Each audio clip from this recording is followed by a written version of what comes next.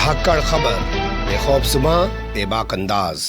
धाकड़ खबर के news room से मैं आपके साथ हूं अकरम रईस खान। दिल्ली के बवाल में बहुत सारी खबरें दबकर रह गई। हालांकि ये कहना कुछ गलत ना होगा कि अगर ये बवाल ना होता तो भोंपू मीडिया तब भी अपना प्रोपेगेंडा एजेंडा ही चला रहा होता, वो तब भी आपको खबरों से रूबरू नहीं कराता। लेकिन धाकड़ खबर है, कुछ चीज़ों पर नजर बनाए रखता है और आपके संज्ञान में उनको लाना चाहता है। तो ऐसी ही एक एक्टिविटी, आज बहुत बड़ी एक्टिविटी है जो पूरे देश ही नहीं पूरी दुनिया के लिए बहुत बड़ी एक्टिविटी है, उस पर नजर डालना बेहद जरूरी है। बाबरी मस्जिद की जगह पर जो जमीन मिली थी, आज उस पर मस्जिद की बुनियाद रख दी गई है। तो कैसे इस पूरे मामले को देखा और समझा जा सकता है, और मस्जिद की बुनियाद जो रख रहे हैं वक्फ बोर्ड के जो चेयरमैन हैं, उनकी भूमिका पर हाईकोर्ट ने बहुत सारे सवाल खड़े कर दिए हैं। तो हाईकोर्ट ने क्या सवाल खड़े किए हैं और जो मस्जिद की नींव रखी गई है वो पूरा मामला है क्या, 4 हिस्सों में आपके सामने रखने की कोशिश करते हैं। फिलहाल चलते हैं खबर के पहले हिस्से की तरफ। तो पहले हिस्से में बात कर लेते हैं उत्तर प्रदेश के अयोध्या से आ रही इस तस्वीर को लेकर जो आज उभरी। आज देश 72वां गणतंत्र दिवस मना रहा है। तो इस मौके पर अयोध्या के धनीपुर में, वही अयोध्या जिसका पहले नाम फैजाबाद हुआ करता था, नए शहर तो बसा नहीं पाए, पुरानों का नाम ही बदल रहे हैं ताकि आने वाले टाइम में भविष्य में कोई आज के वक्त को लेकर चर्चा करे तो कह सके कि हाँ भाई इन्होंने भी कुछ काम किया था, नए शहर बनाए थे। ये अलग बात है कि नाम बदल कर ही वो नए शहर इन्होंने बनाए हैं। तो वहां धनीपुर में 5 एकड़ जमीन आपको पता है मिली हुई है। ये फैसला 9 नवंबर 2019 को सुप्रीम कोर्ट में 5 जजों की बेंच ने सुनाया और कहा कि हम मानते हैं 1949 में मस्जिद में मूर्तियां रखना गलत था। हम मानते हैं कि 1949 तक इस मस्जिद में नमाज होती थी। हम मानते हैं कि 1992 में जो मस्जिद को तोड़ा गया वो गलत था। हम मानते हैं कि मस्जिद के नीचे कोई मंदिर का स्ट्रक्चर नहीं मिला, यानी कि मंदिर तोड़ के कोई मस्जिद नहीं बनाई गई थी। लेकिन फिर भी हम ये ज़मीन मुस्लिम पक्षकारों को नहीं देंगे, मस्जिद के पक्षकारों को नहीं देंगे, हम ये मंदिर के पक्षकारों को देंगे जिन पर आरोप है तोड़ने का। और इसके बदले में धनीपुर में 5 एकड़ जमीन जो है मुस्लिम पक्षकारों को दे रहे हैं, वो वहां पे अपनी मस्जिद बना ले। तो उसी जमीन पर आज मस्जिद का जो है नींव रखी गई, बुनियाद रखी गई। इस मौके पर वक्फ बोर्ड के जो सभी 6 सदस्य हैं वो मौजूद थे और इन लोगों ने जो है इंडो इस्लामिक कल्चरल फाउंडेशन जो ट्रस्ट बनाया है उसके तत्वावधान में ये नींव रखने का कार्यक्रम किया। इस वक्त जुफर फारूकी, असल में उनका नाम है, मीडिया जो हिंदी अखबार वाले हैं जफर फारूकी पढ़ते हैं, जुफर फारूकी उनका नाम है। उनके समेत 6 सदस्यों ने 6 पौधे लगाए और इस तरीके से मस्जिद की उन्होंने आज नींव रखी। इस दौरान मदरसे के जो बच्चे वहां पे मौजूद थे उन्होंने राष्ट्रगान गाया। 2 मंजिला ये मस्जिद बनाई जाएगी। इस मस्जिद के अंदर महिलाओं के लिए नमाज पढ़ने की अलग से जगह बनाई जाएगी। बताया जा रहा है कि इस मस्जिद में 2000 लोग एक साथ नमाज अदा कर सकेंगे, यानी कि नमाज पढ़ सकेंगे। मस्जिद में कोई भी गुंबद नहीं होगा। आपको पता है बाबरी मस्जिद के 3 गुंबद थे, गूगल करेंगे वो तस्वीरें आ जाती हैं जिस पर बहुत सारे भीड़ चढ़ी हुई है, जय श्री राम का नारा लगाते हुए। अब मस्जिद तोड़ दो, कत्ल कर दो और फिर कहो कि जय श्री राम जो है वो एक धार्मिक नारा है। पूछिए कभी नरेंद्र मोदी से कि अगर वो किसी सरकारी प्रोग्राम में मौजूद हो और वहां पे आके कोई अल्लाह अकबर या जो सो बोले सो निहाल इस तरीके के नारे लगाने लग जाए तो फिर वो क्या कहेंगे? उनको भी लगाने की आज़ादी होगी। जैसे वो ममता बनर्जी को कह रहे हैं कि अगर वो सरकारी प्रोग्राम में उनके सामने नारे लगे हैं तो ये नारा नहीं है, ये तो हमारी एक धार्मिक पहचान है। तो वो उनकी भी धार्मिक पहचान है, वो इजाज़त उनको दी जाएगी क्या? सोचिएगा। खैर, तो मस्जिद का कोई गुंबद नहीं होगा, 2 मंजिला ये मस्जिद होगी।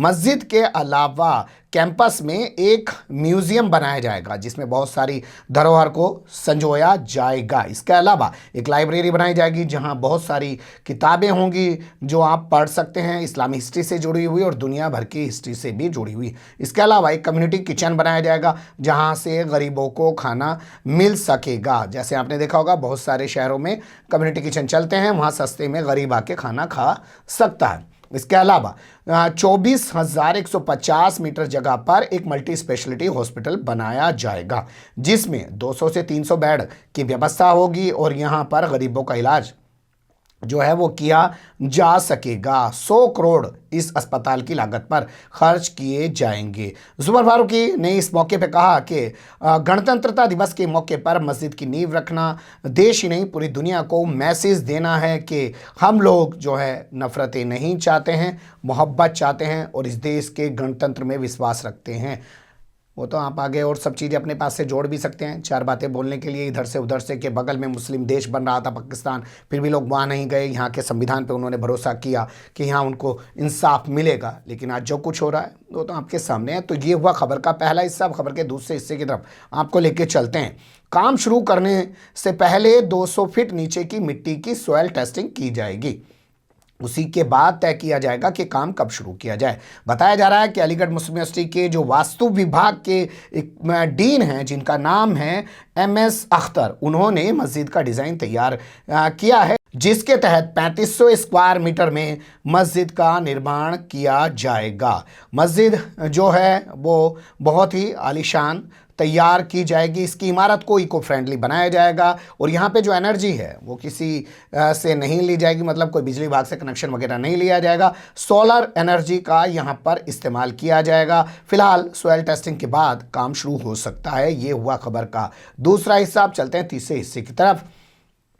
मौलवी अहमदुल्ला शाह के नाम पर हो सकता है इस मस्जिद का नाम। जी हाँ, ये खबर आ रही है। कुछ लोग कह रहे थे बाबर के नाम पे मस्जिद का नाम होना चाहिए, लेकिन वो पहले ही इंडो इस्लामिक कल्चरल फाउंडेशन ने साफ कर दिया था कि नहीं होगा।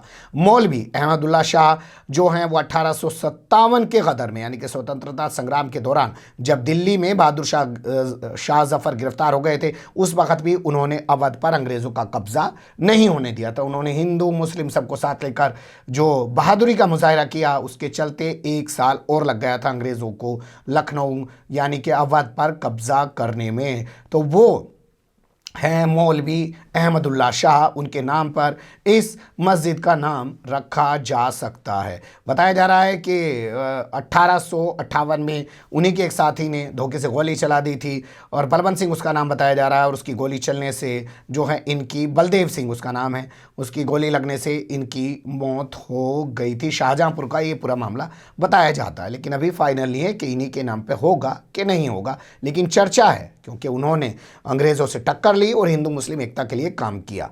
अब बात कर लेते हैं जुफर फारूकी को लेकर। वर्तमान समय में वो सुन्नी सेंट्रल वक्फ बोर्ड के चेयरमैन हैं और उन्हीं के तत्वावधान में तमाम चीज़ें हो रही हैं। साथ ही वो इंडो इस्लामिक कल्चरल फाउंडेशन के नाम से जो ट्रस्ट बनाया गया उसके भी वो अध्यक्ष हैं। लेकिन उनकी भूमिका पर इलाहाबाद हाई कोर्ट के जज साहिबान ने कई सारे सवाल खड़े कर दिए हैं। तो बड़ा सवाल ये कि क्या सवाल खड़े किए हैं तो आपके सामने रख देते हैं। इलाहाबाद हाई कोर्ट ने कहा कि जब वक्फ बोर्ड का कार्यकाल ख़त्म हो चुका है तो अभी तक जो है इलेक्शन क्यों नहीं कराया गया, चुनाव क्यों नहीं कराया गया। वर्तमान समय में जो अभी लोग हैं उनका कार्यकाल जो बढ़ाया गया है उस आदेश को हम रद्द कर रहे हैं। 28 फरवरी तक मुख्य सचिव प्रशासक के तौर पर रहेंगे और 28 फरवरी तक वो बोर्ड में नए बोर्ड का गठन करेंगे, यानी कि नए चेयरमैन का चुनाव करेंगे। बता दें आपको 5 साल तक ये कार्यकाल हुआ करता है और ये कार्यकाल अप्रैल 2020 में ख़त्म हो गया। उसके बाद सरकार ने इस कार्यकाल को ये कह के जी कोरोना चल रहा है, चुनाव क्यों कर कराएं, तो 6 महीने के लिए बढ़ा दिया। उसके बाद फिर सरकार ने इसको 6 महीने के लिए आगे और बढ़ा दिया। तो उसी को लेकर नसीमुद्दीन और कुछ अन्य लोग थे वो पहुंच गए हाई कोर्ट, उन्होंने चुनौती दी, कहा कि सिर्फ 600 सदस्य यानी कि 600 मेंबर हैं और 600 मेंबर से वोटिंग कराने के लिए सोशल डिस्टेंसिंग का लिहाज आसानी से रखा जा सकता था। लेकिन बावजूद इसके चुनाव नहीं कराया जा रहा है और बगैर चुनाव करे हुए ऐसे ही कार्यकाल बढ़ाया जा रहा है, जो कि अधिकार ही नहीं है सरकार के पास। इस पूरे मामले को सुना चीफ जस्टिस जो है इलाहाबाद हाई कोर्ट के गोविंद माथुर और उनके साथ SS शमशेरी की बेंच ने, और फैसला सुना दिया सरकार के खिलाफ और कहा कि 28 फरवरी तक नए चेयरमैन का चुनाव किया जाए। तो इसलिए कहा जा रहा है कि जुफर फारूकी की भूमिका पर सवाल खड़े कर दिए हैं इलाहाबाद हाई कोर्ट ने। लेकिन एक बात हाई कोर्ट ने साफ कर दी कि इस दौरान इन्होंने जो भी फैसले लिए हैं उन फैसलों पर कोई भी सवाल नहीं उठाया जाएगा, उनके फैसलों में कोई भी बदलाव नहीं किया जाएगा। बता दें इसी दौरान इन्होंने Indo Islamic culture foundation trust का भी गठन किया है और ये मस्जिद की नींव भी रखी है। बने रहेगा धाकड़ खबर के साथ। फिलहाल कमेंट्स के रूप में आप लोग अपनी राय दे सकते हैं, खबर को लाइक कर सकते हैं, चैनल को सब्सक्राइब कर सकते हैं और ज़्यादा से ज़्यादा हमारी खबरों को शेयर कर सकते हैं। फिर ऐसे ही किसी सुलगते हुए या उलझते मुद्दे लेकर मैं आपके सामने हूँगा हाजिर। फिलहाल अभी मुझे नहीं इजाज़त।